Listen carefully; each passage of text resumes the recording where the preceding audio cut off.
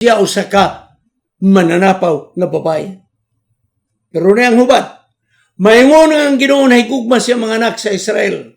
Bisan pa man sila miadto sa mga Diyos-Diyos o nahigugma sa mga kalanon sa mga reasons. Kining cakes of reasons mga kaigsunan, tipik og kabahin kini paghalad ngadto sa Diyos-Diyos. Expensive kining nga cake. Praise nga reasons mga kaigsunan. So, ang mga Israelhanon, very expensive ang ilang offering ngadto sa mga Diyos-Diyos, cake of reasons. So, kining pagbiya sa Israel sa Diyos, na balhin ngadto sa pagsimbag Diyos-Diyos, that is prostitution mga kaigsunan. Spiritual prostitution. Si Gomer nagrepresentar sa karaan nga Israel. Kinsa nakigilawas sa mga Diyos-Diyos sa mga hintil. Busa mga kaigsunan, dili kini literal nga prostituting with a prostitute. Apan kini spiritual fornication with another doctrine. So diay mga kaigsunan, kung mubiya kita sa pag-alagad ug mangita kita laing pagtulunan, that is spiritual fornication. Mayon nga ang Israel igsoon, bagong Israel, nga maong mga Kristohanon, nagabuhat gihapon sa mga spiritual fornication, pinagis pagsunod sa bakak ng mga pagtulunan. Ang mga Kristohanon nakakumit og spiritual prostitution, pinagis pagsagop sa mga bakak nga pagtulunan sa bakak nga simbahan. Mao nga spinireg di sitio ono na gyud din og usa sa mga pito ka manununda nga adunay nagdalas pito ka mga panagsan anhi kanako og nagyon. Umari ikaw, ipakita nako kanimo ang paghukom sa dako nga prostitute nga nagalingkod sa daghang mga katubigan. Seksyon, naay judgment paghukom nining dako nga prostitute nga mong dako nga simbahan nga dagla ug bakak nga pagtulunan. Di ang mga hari sa yuta nakigilawas kaniya og nagainom sa bino sa sexual nga immoralidad nga nagpuyo sa kalibutan og sila nahubog. Gihubog ang kalibutan sa bini nga pagtulunan ning dako nga babae nga kundatan. Prostitute nga naman naghimog doktrina nga dili mo'y doktrina sa Biblia. Apan iyang gipangtingal, gipainom ang hari sa kalibutan. Sa karaan nga mga Hudyo, mga kaigsunan, sila nagasimba sa mga piki ng mga Diyos-Diyos sa Babylonia. Ang mga Kristohanon sa tuig 300 AD, misagop sa pagtulunan ni Arius nga kini mo'y nakabahin-bahin sa simbahan. Unya si Constantine nga emperador sa Roma, gitawag ang mga religious leaders didto sa Council sa Nasya. Iyang gihusay ang maong panagkabangi taliwala sa kang Arius nga pagtulunan og sa mga church fathers, mga kaigsunan. Gisulayan ni Constantine nga emperador nga mahusay ang maong theological conflict para kabangi sa doktrina. So, dunay atong makuha nga pagtulunan. Nga kung ang mga katawan sa Diyos budangop sa husgado aron mahusay ang mga konflikto, mga kaigsunan, may dakong katalagman. Mao kini ang dakong sayop sa nag-una nga simbahan sa unang panahon. Kaya ilang problema sa ilang teaching, ilang pagtulunan, ang naghusay ang emperador. Sa may kalabutan sa emperador, mga kaigsunan. Busa ang Diyos, nagpasidaan sa mga katawan. Dili langyaw ang iyang gipasidanan, apan iyang mga katawan. O naging Diyos, gumula kamugikan kaniya. Pinareg 18:4. Gumula kamo gikan sa Babylonia kanang prostitute nga dako nga nagdala og mini nga pagtulunan. Gumula kamo ako mga katawhan aron di kamo makaambit sa iyang pagpakasala kay kamo malikay gikan sa mga hampa.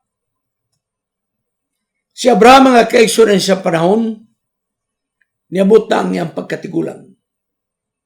Aparinumdum siya sa saad sa Diyos nga siya mo'y amahan sa mga kanasuran. Mga dili niya gusto nga ang iyang anak nga si Isaac maminyo sa dili tumutuo. Naninguha gyud siya nga si Isaac maminyo sa tumutuo. Kay sa panahon ni Abraham, gilibutan sila sa Kanaan nga mga gagmayng kanasuran nga pulos kini mga hintil nga nagsimba sa mga baka, mga Diyos-Diyos. Ug dili gusto ni Abraham nga si Isaac maminyo nining babay gikan sa Kanaan. Kay ganuan, kay mawala ang katuyoan sa Diyos nga siya mahimong amahan sa kanasuran. Ang kasaysayan nag-ingon ka na to, nga ang Israel nagdawat sa pagtulunan sa iyang palibot. Unsang doktrina sa iyang palibot gidawat sa Israel. Og ang pinakadako og balik-balik na sala sa Israel, kanang pagsimbag Diyos, balik-balik yun ang sala. Sa maong pagkagi, kanatong mga Kristohanon, mga kaigsunan, karon gilibutan kita sa mga bakak nga pagtulunan. O ang uban kanato midawat sa bakak nga pagtulunan. Kini usa ka tataw nga panagingan nga ang pagdawat sa daghang mga Kristohanon nga mga simbahan. Daghang mga Kristohanon nga simbahan nga midawat sa bakak nga pagtulunan. O ang bakak nga pagtulunan ang pinakadako diha mao ang pag-ilis sa bakak nga adlaw. Sa Henesis 24:1-4, si Abraham nagtawag sa iyang ulipon. Tigulang na siya, Abraham niining panahon na. Ingon niya ulipon, makigsaad ikaw kanako. Nga akong anak nga si Isaac, himuha kutob sa imong mahimo nga dili gyud maminyo sa mga taga Kanaan. Busang ulipon ni Abraham nagsaad, "O mangita ako." Busa miadto ang iyang ulipon sa yuta ni Nihor or Nahor. Igsuon kini mga kaigsuonan ni Abraham. Didto siya mangita sa pangasaunon. O iyang na pilian si Rebecca nga anak ni Bethuel, nga anak ni Nihor, nga igsoon ni Abraham. Ayaw ka mong katingala. Nga netong panahon na tuon kay gamay pa ang mga katawan sa Diyos. Munang mga igagaw, mga distant relatives, managkaminyog yapon. Nga naman ang pangutana. Nga naman nga si Abraham, di man yun musugot nga si Isaac maminyo sa mga taga-Kanaan. Ni Edol. Whereas katong pagbaktas pagting layuan, aron lang mangitas pangasaunon. Nga naman, mga kaigsunan. Aniya, ang gibilin sa Deuteronomy 7:3, makita nimo mga kaigsunan, nga diay, nag-ingon din ni, og ayaw ninyo ipaminyo ang inyong mga anak nga lalaki babae, ngadto sa anak nga babae lalaki sa mga dili tumutuo. Nga naman, kay sila, nag-ingon din ni, mutalikod sa pag-alagad ug moadto sila sa pagsimba sa mga Diyos-Diyos. Ug ang kasuko sa Ginoo mudilaab batok kaninyo ug sila pagalaglagon diha-diha. So ang pangutana, sama ba kita ni Abraham? Ato mga anak nga babae lalaki, di ko nato paminyo sa dili tumutuo. mga anak, dalaga ko tao, please, atong tumanon kining tambag, kay adunay kayuhan. Ang pinadayag, 19:1-9, adunay duha ka katarungan nganong dunay selebrasyon. Nganong dunay salo-salo. Nganong dunay kumbira. Number 1, kay gitapos na ang pagpanghasi nining kundatan nga babae nga naglimbong sa kalibutan sa mga hari madagkong tao. Pinagi siya ang mga bakak nga pagtulunan. Prostitute igsoon, nagsimbolo sa apostate church. Ang nag-ilis sa pagtulunan sa balaang kasulatan nga siban. Ikaduha nga katarungan, nganong naikumbira, nganong dunay salo-salo kaon-kaon, tungod kay nakigminyo na si Unisos ngadto sa iyang pangasaunon, so to speak. Muna pagbalik sa atong Ginoo, muna ni ang pagminyo na sa mga sumusunod. Espirituano na sinultian ka na. Igsoon, ang pagbuling-buling o pagmansas kaputlis kaminyon, masakit alang sa inosente nga party. Katong wala magkasala, sakit kayo nga nalimbungan siya. Apan kung kini mo sangko igsoon, sa dili maayong relasyon taliwala sa sawag bana, ang labing maapektuhan ang mga kabataan.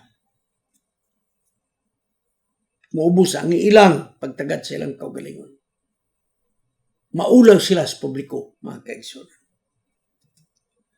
Kung ang kasing-kasing sa mga tao, mukubol na, gahi na, di na maghidulsol, besa kung saon pa, naan mga kaigsunan, wala lang himuon sa Ginoo, tapuso na ang pagpakasala sa tao, pinagis paghukom. Kaya di niya gusto nga pasagdahan ang pagdagsang sa mga dautan, kaya makadamage kini. Inungdan mga kaigsunan, nga kahimtang sa wala maghinulsol, makasusubo, bayag yun. Apa sa pikas nga bahin, makapalipay usab kini.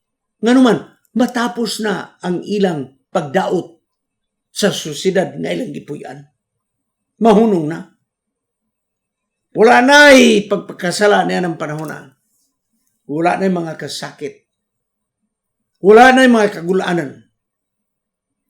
Bisag tuod nga kini, ni sangko nining nga kahimtang, apan kining tanan hitabo sa malisud nga mapamagi.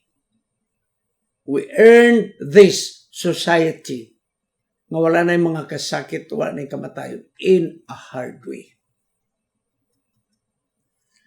Ang pinareg 21:4 ng iyon din mga kaigsoon sa sinulat ni Ellen White. Ang kami niyo nagapasabot nga kini magalungtad samtang may kinabuhi pang usa. Ang kami niyo simbolo sa relasyon taliwala ni Jesus o sa iyang iglesia. Ang gugma ni Jesus gipakita diha sa iglesia sama sa gugma sa sawag bana ngadto sa usag-usa. Ellen G. White, Testimonies for the Church, Volume 7, page 46. Kini igsoon mamalandong ta. Ato ning pamalandungon kining pipila ka mga butang. Kung ang mga tao maghahatag og importansya sa simbolo nga gihulagway mga kaigsunan, masipyat nila ang unod sa maong istorya nga gihatag. Busa igsoon, naay gipagtudlo diha nga dili realidad apan usa lamang kini ka ilustrasyon. Apan ang leksyon igsoon makuha nato usa ka realidad. Pero moingon ganita nga aka na nga sugilanon di raman na tinuno. That is true, pero dunay laing kahulugan. Pamalandungon nato ni. Ang Dios magagamit sa tinuon nga kasinatan og eksperyensya nga mahitabo. Ugi kini gabitos pagtudlo sa umaabot ng mga katawhan sa iglesia. Sama pananglit sa kasalskana. Ano na simbolo kini mahitungod sa kaminyoon sa umalabot mga kaigsunan. Pero tanaw gayon sa man, nayaga-yaga una ambot doon sana di ko kasabutan ng tawhana. Usa kay siya ka nagdumala sa simbahan, matod pa niya. Oo. Dito sa langit, doon ay inom. Sama sa kasal sa kana, doon ay inom. Tanaw ra na mga kaigsunan. So nawala ang simbolos kami niyon. Ngayon gipasantop dito, kay gipakita sa atong Ginoo mga kaigsunan, nga siya mao'y maghatag sa kaligon sa kaminyon. Si Ellen White nagaingon sa Desire of Ages, page 149. Ang pulong ni Jesus naghatag sa tanang gikinahanglan dito sa salo-salo. So ang atong mapupo dito igsoon mo, nga si Jesus mo'y naghatag sa tanang panginahanglan sa tao. Na shortage ang kaon o ilimnon dito sa kasal, si Ginoong Hesus mo'y nagsupply. Sa maong pagkaagi, ang kaluoy ni Hesus, dako gahom, o ang iyang kaluoy, magapala sa mga sala, o kita mahimo bag-o, o mahimo kitang bag-ong espirituhan nga kinabuhi. Moto na tas pagsumada mga kaiso, sign of sa subleson, karang mga kutlo-kutlo mga kaiso. Ang kami niyon matahong nga paningingnan o simbolo sa relasyon taliwala sa tao o sa Ginoo. Ang literal nga kami niyon, positibo nga relasyon taliwala sa banag asawa, haom gayud igsoon nga muhulagway sa relasyon sa Dios ug sa tao. Positibo nga relasyon. Kay ang kaminyoon ang nagpaliyo nini, ang nagpalihok, gugma bayag yun. Mahinungdan nga atong pagkamasinulundon sa Dios ang nagmotivate nini, ang nagpaliyo kadat, gugma usab. Ang kaminyoon balaan nga relasyon, taliwala sa bana o sa asawa. Busa igsoon, ang paglimbong sa kaminyoon walay luna. Alang kanatong mga Kristiyano. Mga kaigsunan, muna ang hinungdan mga kaigsunan, na kung ang kaminyoon madaot, wa na'y maayong pagsinabtanay, may naglimbong na sa kaminyoon, na wala ang iyang paningingnan sa relasyon mga kaigsunan. Sama na kita, gididaan pagsimba sa laing Diyos o sa mga Diyos-Diyos. Ang kaminyoon usab, di na tamo adto sa laing babae ug lalaki ang ato ra gyud kapikas kinabuhi. Ang babae igsoon nga may pag-sex pinaagi sa salapi. Simbolo kini sa simbahan nga apostasya nga mao'y nag-usab sa pagtulunan sa iglesia. Ang kaminyoon igsoon, bugkos kini hangtod sa katapusang gutlo sa kapikas kinabuhi. Mao nga ang atong relasyon ngadto sa atong Dios. Bugkos kini hangtod usab sa walay katapusan. Sa kahimtang ni Abraham ug ni Isaac, nga si Abraham dili mo sugot gyud nga si Isaac makigminyo sa mga taga Kanaan. Kay sila mo simbaman sila ang Dios kung maminyo sa dili matinuhon. Muminyo sa nagsimbag Diyos, matakdan igsoon ang makatawag sa Diyos sa pagminyo sa mga Diyos. Busa igsoon. Nagpabilin gyapon kini nga pahinumdum alang kanato sa dili pakigminyo sa mga taga-Kanaan. Kini igsoon, gikinahanglan gyapon ng ato ning obserbahan. Moadto tas practical application. Bisag unsa pa ang nahitabo sa kahugaw ni Gomer nga pagkababay, si Hosea nahigugma gyapon kaniya. Nilayas na siya sa magkadaghan, apan si Hosea nangita gyapon kaniya. Kita igsoon mo yung mga Gomer niining kapanahon ng karon. Gikan kita sa kalibutan. Naglipay-lipay sa kalibutan. Nagpakasala sa kalibutan. Mga Gomer kita, mga kaigsunan. Hapas yung siya nga nagrepresenta kag Hesus nangitag pamagi.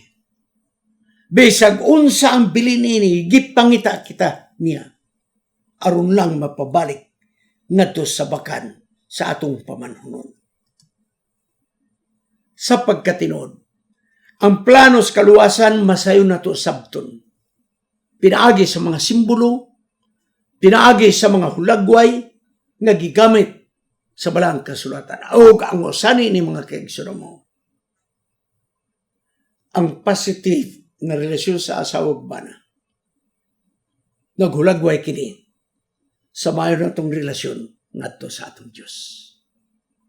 O kung maglimbong ang asawa siyang bana, maglimbong ang asawa ngadto sa ang bana ngadto siyang asawa, nagsimbolo kini igsoon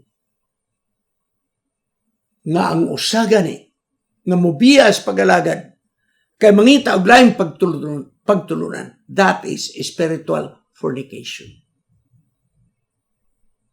That is spiritual prostitution, mga kaigsoon.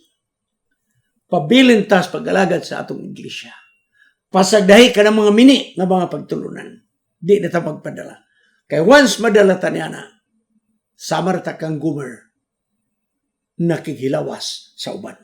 Magapo kita alang sa pagtapos, mga kaigsoon. Gamhanan na Diyos. Tabangi kami sa pag-amping sa pagkabalaan sa kaminyon. Kay kini nagasimbolo sa balaan namong relasyon nga na kanimo. Tipigan mo ang kaputli sa among kaminyon. Nga ang usag-usag ka na mo, magpabilin nga matinudanon sa among relasyon. Kay kini nagasimbolo sa among pagkamatinudanon sa pag-alagad kanimo sa walay katapusan. Kining tanan among pagadawaton sa ngalan ni Jesus manluluwas. Amen. Kining inyong higala, si Pastor Wendell Munggaya Serrano, nga inyong igsoon usab, magkapadasig sa matag sa kaninyo sa pag-like, pag-share, labaw sa tanan sa pag-subscribe sa atong YouTube channel ng pangalan Wendell Munggaya Serrano, ug ayaw kalimot sa pag-click sa notification bell hangtod sa sunod nga higayon magkita na usab kita.